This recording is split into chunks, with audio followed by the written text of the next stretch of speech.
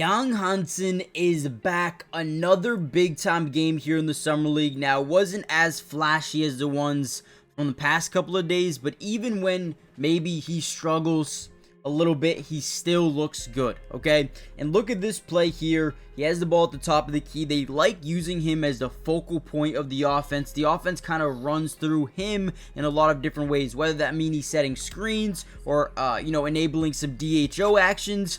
Either way, he comes off this thing, he sets a screen for his guy to get downhill, and because he's such a good screen setter, he forces this team to switch and allows his guard to get a matchup down low that they like, ends up getting the layup out of it. I love his ability to create separation for his teammates coming off those screens, and in this video, we're going to deep dive into everything you need to know about Young Hansen.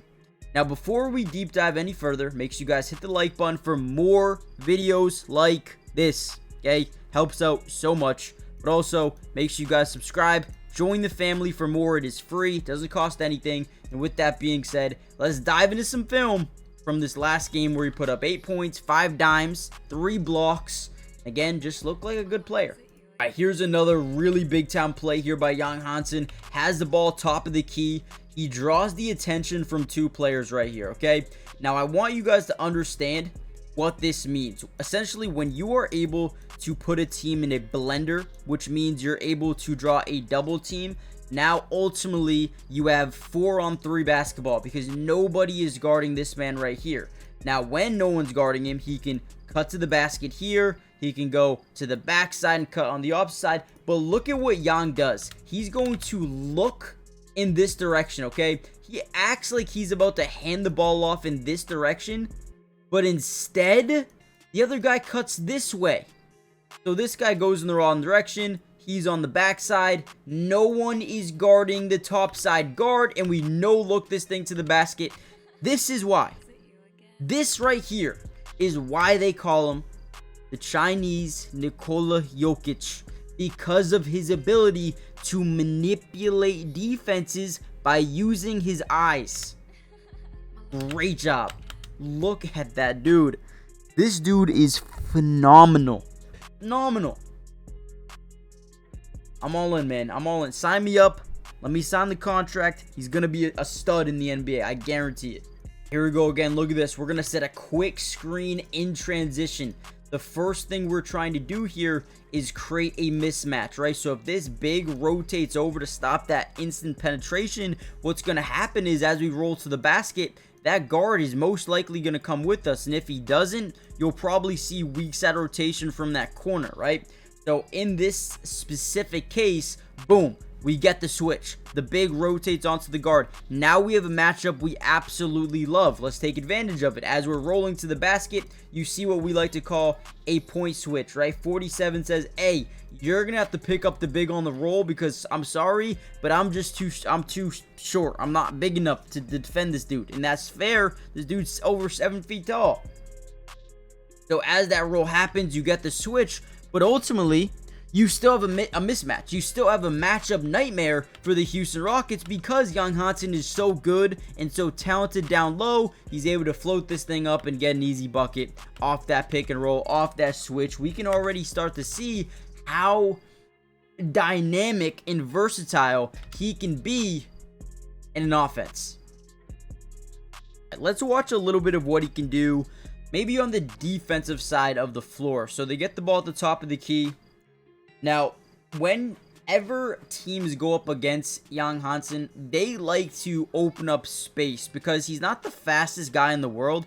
So if you get a wing or a guard on him, they want to spread the floor, right? You see how everybody's kind of overstacked on that right side of the floor, giving him all the space in the world to maybe get by Young Hansen. That's what offenses want to do. But what teams don't realize is he's got such a great game to get back to where he needs to be. Okay, now what do I mean by that, right? He does a great job. You know, maybe gets beat, but it never gets beat, if that makes any sense. What I'm trying to say is they like to attack him because they think he's slow. But his get back speed to where he needs to be is insane. Gets a nasty block there. Ultimately, I don't even think he gets beat here. He does a great job. Look at him moving and opening up, closing those hips in this drive. Look at him, right? Goes from open to the baseline to boom, open to the middle of the floor to open to the baseline and gets a block. This dude is so quick and so fluid with his movement. He's not your typical big man. Another big time play here. They get him down the post. Now, they have a matchup that they like. Yes, he's still on the big man, but they like the matchup. Now, usually in these situations, depending on how much you fear the big man in the post to score the ball, defenses will send usually what we call a fire. Okay? Now, what a fire is a blitz from the top of the key. A double team from the top of the key. Now, they do this to Nikola Jokic a lot. Now, normally you see him start to drive to, and once he feels that pressure from the top side, he knows exactly where to go with the ball. Now, ultimately, defenses in the NBA, they won't make this mistake. If this guy doubles, this guy's got to rotate here. This guy's got to rotate here, and this guy's got to play both A and B. Now, this guy never rotates at all, which ultimately allows him to kick the ball out and get an open three. Drains it. Great job reading, reacting to what the defense does, and finding an open teammate for yet again an open shot. Now, they're in transition. Defensively, here we go. They're driving into the lane. And look at this. I mean, sends it into the fourth row.